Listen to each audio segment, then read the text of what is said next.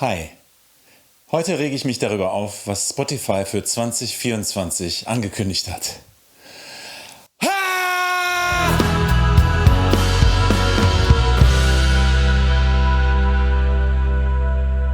Beziehungsweise, ich möchte dir kurz erläutern, warum ich mich darüber aufrege. Vielleicht regst du dich dann auch auf, vielleicht auch nicht. Ich bin gespannt, was du denkst. Auf jeden Fall freue ich mich über einen Kommentar und vielleicht gibst du auch einen Like und abonnierst meinen Kanal. Also, ich werde jetzt erstmal ein bisschen erläutern, wie Musikschaffende durch Produktionen überhaupt Geld verdienen, früher und heute. Und dann können wir uns auch zusammen aufregen. Falls du gerne Musik hörst, bist du bestimmt damit einverstanden, dass wir Musikschaffenden nicht auf der Straße leben oder allein vom Gehalt unserer Partnerin, die zum Beispiel Lehrerin ist, sondern dass wir damit Geld verdienen, so wie andere Menschen, die Wert schaffen. Eine Einnahmequelle waren und sind für MusikerInnen neben Auftritten, Gagen oder Ticketeinnahmen früher und in abnehmendem Maße auch heute Schallplatten und später CDs. Zu einem gewissen Grade auch noch Downloads, heute dann vielleicht die Streams.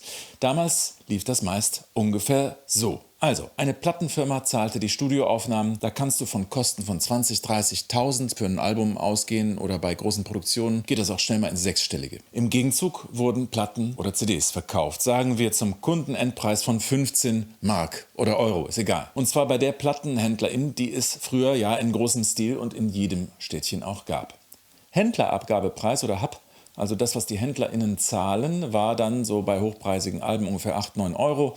Das heißt, die Plattenfirma nahm diese 8, 9 Euro und die Marge dazwischen, also die 7 oder 6 Euro, das war das, was der Plattenladen an jeder CD verdiente. Dafür stellte er sie in sein Lager, in sein Schaufenster, mietete überhaupt ein Ladenlokal, stellte VerkäuferInnen an, gab den Leuten sogar oft eine Möglichkeit vor Ort, über seine Plattenspieler oder CD-Player mit Kopfhörern in die Songs reinzuhören. Die waren ja noch nicht auf jedem Smartphone verfügbar, weil es gab noch keine Smartphones. Und von denen, sagen wir, 8, 9 Euro behielt dann die Plattenfirma das meiste. Oft bekamen die KünstlerInnen sowas wie 1, 2 Euro pro Scheibe. Lustig. Damals hat man sich manchmal aufgeregt. Da gab es Leute, die sagten, Mensch, 15 Euro und ihr kriegt nur 1 oder 2 Euro davon. Das ist doch, ja, aber aus der Perspektive von jetzt. Außerdem eigentlich verständlich. Die Plattenfirma muss ja neben der Produktion auch GEMA-Gebühren bezahlen, Druckkosten, Marketing- und Vertriebskosten. Wenn dann aber, sagen wir mal, zum Beispiel 20.000 Scheiben verkauft wurden, was noch in den 80ern gar nicht so schwer war, dann hatte die Plattenfirma die Herstellungskosten des Albums mit Einnahmen von 160.000 bis 180.000 locker wieder raus. Und der Künstler bekam auch sowas wie 20.000 bis 40.000. Spannend wurde es natürlich beim Verkauf von noch höheren Stückzahlen, aber faktisch reichte es jedenfalls für viele KünstlerInnen, auch für nicht ganz so Bekannte, locker aus, dass sie einen ordentlichen Anteil ihres Verdienstes über Platten- oder CD-Verkäufe machen konnten. Anfang des Jahrtausends fing das Ganze dann an zu wackeln. Bei legalen Downloads lief das im Prinzip zwar noch so ähnlich ab, wurde schon weniger, bei Streaming sieht aber das ganze Geschäftsmodell anders aus. Wie läuft es heute, 2023? Streaming-AbonnentInnen bezahlen eine monatliche Pauschale. Zum Beispiel zahlt eine Familie von bis zu 6 Personen für ein Spotify-Abo 18 Euro im Monat, bis vor kurzem noch 15 Euro im Monat, also 3 Euro pro Nase. Dafür kannst du als NutzerIn so viel Musik hören, wie du willst. KünstlerInnen, die bei Spotify veröffentlichen, also eigentlich alle KünstlerInnen, bekommen einen gewissen Anteil dieser Summe ausgezahlt, die alle AbonnentInnen zusammen einzahlen. Spotify hat geschätzt aktuell knapp 200 Millionen zahlende Nutzer weltweit. Das sind also ungefähr geschätzt 1 Milliarde Euro pro Monat an Einnahmen oder 12 Milliarden im Jahr. Nicht ganz klar ist, wie viel davon ausgezahlt wird und wie viel Spotify einbehält. 2021 hat der Streaming-Gigant laut eigenen Angaben, so die Zeitschrift Rolling Stone, und ich verlinke diese Quellen im Text alle unten, 7 Milliarden US-Dollar an die Musikindustrie ausgeschüttet. Die 7 Milliarden passen ja zu meinen überschlägigen Berechnungen von 12 Milliarden Einnahmen. Könnte ungefähr stimmen. Angeblich ist Spotify noch kaum in den schwarzen Zahlen. Ich mache mir da aber keine echten Sorgen.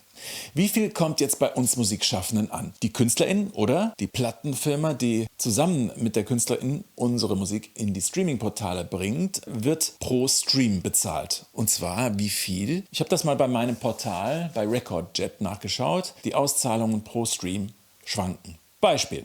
Im Mai 2023 bekam ich für meinen Song Immer wieder neu 4,98 Euro. Da war der Song 990 Mal gestreamt worden. Das ist also etwa ein halber Cent pro Stream. Im Juni wurde immer wieder neu zwar nur 275 Mal gestreamt, aber ich kriegte dafür 2,82 €. Immerhin also etwas mehr als 1 Cent pro Stream. Vermutlich waren da dann verstärkt andere Portale dabei, die mehr pro Stream auszahlen als Spotify, zum Beispiel Tidal oder Apple Music. Laut InsideDigital.de bekommen Künstler von Spotify im Schnitt ca. 0,4 Cent pro Stream. Jedes Mal, wenn jemand einen Song hört, bei Spotify jedenfalls mehr als die ersten 30 Sekunden, fließen also grob gesagt 0,4 Cent an die Plattenfirma, falls noch vorhanden, und an die KünstlerInnen. Okay, wenn ich also mal vergleiche, wie viel ich verdient hätte bei dem alten 80er-Jahre-Modell, 20.000 Alben verkauft, bei einem Plattendeal wären das ja 20.000 bis 40.000 Euro, und vergleiche das dann damit, dass 2023 bei Spotify 200.000 Streams liefen, weil dieselben 20.000 Leute, statt das Album physisch zu kaufen, das Album, alle 10 Songs jeweils einmal gehört hätten. Das wären dann theoretisch 200.000 Streams, mal 0,4 Cent sind 800 Euro. Von den 800 Euro wird die Plattenfirma dann mit ausgezahlt, also muss man die Zahl eigentlich mit den 160.000 bis 180.000 Euro ins Verhältnis setzen. Aber kein Problem. Bei 800 Euro leistet sich sowieso keiner mehr eine Plattenfirma. Jetzt sagst du, ja, wieso nur einen Stream pro Song? Manche Leute hören das Album ja mehrfach. Okay, lass mal sagen, im Schnitt hört jeder Hörer das Album 2,5 Mal. Dann sind wir bei 500.000 Streams und 2.000 Euro. Und damit bei ca. 5 bis 10% von dem, was bei mir als Künstlerin rumgekommen wäre. Auf den Plattenfirmenumsatz bezogen sind die Einnahmen sogar von 160.000 auf 2.000 und damit sage und schreibe auf 1,25% gesunken. Und dass Plattenläden mal verdient haben, habe ich gar nicht mit eingerechnet. Außerdem, heute streamen die meisten keine ganzen Alben mehr, sondern nur noch einzelne Titel. Also brauchst du eventuell noch mehr Fans, um auf ähnliche Zahlen zu kommen. Ich bin so froh, dass ich noch Leute habe, die CDs kaufen. Den Luxus haben die neuen, jungen KünstlerInnen leider oft nicht mehr. Okay, halten wir fest, das Streaming hat die Einnahmen vieler KünstlerInnen bzw. Plattenfirmen grob durch 10, 20 oder 100 geteilt. Dass dann kleinere Künstler häufig keine Plattenverträge mehr bekommen, sondern ihre Produktion irgendwie selbst bezahlen müssen, ist irgendwie klar. Dass dann Plattenläden und auch große Plattenfirmen dicht machen, liegt irgendwie auch auf der Hand. Spotify hat für 2024 eine Änderung angekündigt. Zum einen, und diese Änderung finde ich positiv, wollen sie an die artifiziellen Tracks ran. Spotify will Sounddateien, die aus sogenanntem weißen Rauschen und Ähnlichem bestehen, besser erkennen und ausschließen. Kurze Klammer, was ist das? Hacker, die den Verteilungsalgorithmus von Spotify ausnutzen, indem sie zum Beispiel lauter 31 Sekunden lange Tracks mit Rauschen hochladen. Andere Computer hören sich dann automatisch diese Tracks an und damit werden die Tracks gestreamt, auch wenn eigentlich kein Mensch zuhört, und werden dann mit abgerechnet, denn alles, was länger als 30 Sekunden gestreamt wird, gilt als gestreamter Track und wird gezählt. Diese Hacker verdienen also dann an diesem großen Topf mit und die Musikschaffenden bekommen entsprechend weniger aus dem Topf. Jeden Tag werden übrigens über 100.000 Tracks bei Spotify hochgeladen und da ist wohl jede Menge Mist bei. Rauschen, das einfach gar keinen künstlerischen Wert hat und von allen AbonnentInnen mitfinanziert wird. Also diese Änderung, daran zu gehen, das finde ich gut, dass Spotify das vorhat. Die zweite Änderung, und jetzt kommt's, die wollen nicht mehr alle Tracks vergüten. Spotify will ab 2024 nur noch Lizenzen bei Tracks auszahlen, die mindestens 1.000 Mal pro Jahr gestreamt werden. Bitte? Ich wiederhole, nur noch Tracks, die mehr als 999 Mal pro Jahr gestreamt werden, sollen vergütet werden. Genau. Große Künstler, die kein Problem haben, mit ihren Songs diese Schwelle zu überschreiten, kriegen dann noch ein bisschen mehr, nämlich all das, was bei den Kleinen nicht ausgezahlt wird. Geil. Kapitalismus at its best. Veröffentliche ich also zum Beispiel im Oktober 2024 einen fiktiven Song mit dem Titel Herbstwind, der dann angenommen im Oktober 500 Mal gestreamt wird und dann jeden Monat 200 Mal. Dann bin ich im November bei insgesamt 700 Streams, im Dezember in der Summe bei 900 Streams und dann habe ich 2024 für meinen Song Herbstwind verdient, genau, gar nichts.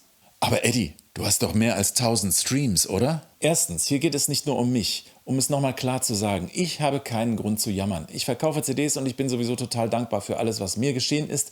Es gibt aber ganz viele hoffnungsvolle, junge, tolle KünstlerInnen, die müssen sich erstmal was aufbauen, wenn wir sie auch in Zukunft hören wollen. Zweitens, ja, ich habe natürlich mehr als 1000 Streams, aber hier wird nicht auf den Künstler, sondern auf jeden Track einzeln geguckt. Wenn ich also angenommen einen relativ erfolgreichen Song habe, einen Mini-Hit, der zum Beispiel 2500 Mal gestreamt wird. Aber ich habe andere Tracks, die seltener gehört werden. Sagen wir mal 30 B-Tracks, die unter diesem Schwellenwert von 1000 bleiben, zum Beispiel im Schnitt je 800 Mal gestreamt werden, dann kriege ich für diese 30 Songs, 30 mal 800, 24.000 Streams. gar nichts. Sondern nur für den einen relativ erfolgreichen Song. Also für die 2500 Streams sind das dann 10 Euro. What the f***? Für alle 26.500 Streams zusammen wären es immerhin mehr als das 10-fache.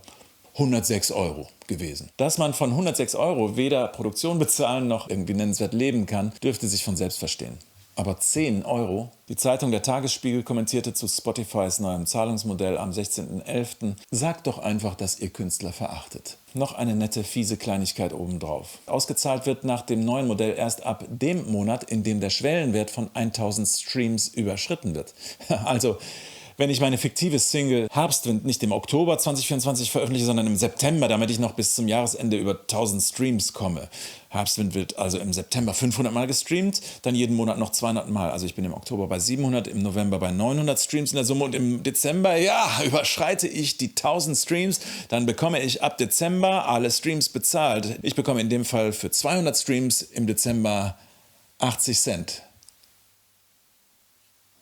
Wow! Ja, man bekommt dann wirklich 200 Streams ausgezahlt und nicht nur 100. Danke, Spotify. Ich habe überlegt, ob ich Spotify boykottiere. Aber für mich ist Spotify wie für viele KünstlerInnen eine Möglichkeit, meine Musik unter das Volk zu bringen. Eine wichtige. Ich freue mich über jeden, der meine Musik hört. Egal wo. Und Spotify ist nun mal sowas von der Marktführer in dem Segment, dass ich mir bekanntheitsmäßig massiv ins eigene Knie schießen würde, wenn ich meine Musik dort runternehme. Und mein Fehlen wäre Spotify herzlich egal. Also mache ich dort erstmal weiter und gucke mir den Spaß noch ein paar Jahre an. Was Spotify natürlich ärgern würde, wäre, wenn viele NutzerInnen ihre Unterstützung wegnehmen. Laut risekarma.com und anderen Quellen ist zum Beispiel Tidal eine dieser KünstlerInnen-freundlichsten Plattformen, die es gibt. Sie zahlen sowas wie die 3-fache Menge pro Stream im Vergleich zu Spotify und auch nach freundlicheren Aufteilungsmodellen. Nebenbei bemerkt, YouTube oder Google zahlt noch schlechter als Spotify. Eine weitere tolle Möglichkeit ist Bandcamp. Da kannst du zu sehr, sehr künstlerfreundlichen Konditionen Songs downloaden, in sie reinhören. Vielleicht das Wichtigste, es gibt eine Petition bei change.org, die richtet sich an Spotify und die kommt von Pro Musik, dem Verband freier Musikschaffender, wird unterstützt von einigen großen deutschen Künstlern wie Max Mutzke, Stoppock, Purple Schulz und anderen. Da kannst du sehr, sehr gerne draufgehen und unterschreiben. Dass das geplante Vorgehen von Spotify nicht einfach illegal ist, ist mir übrigens ein Rätsel. Ich dachte immer, man darf nicht Sachen verkaufen und dann einfach im Nachgang die Einnahmen selbst einstreichen und anders verteilen. Aber ich bin ja kein Jurist, nur Musiker. Ich selber bleibe also gut gelaunt und ich vertraue darauf, dass die deutsche Kulturszene noch lange nicht kollabiert, weil wir KünstlerInnen trotzdem Bock haben und weitermachen. Und das geht nur, weil ZuhörerInnen wie du uns unterstützen. Auf Patreon oder in meinem Membership-Bereich Eddies Welt. Dafür danke ich dir ganz, ganz herzlich und wünsche dir alles, alles Gute, nicht nur für 2024. Jetzt nochmal in 2 Worten meine Botschaft an Spotify.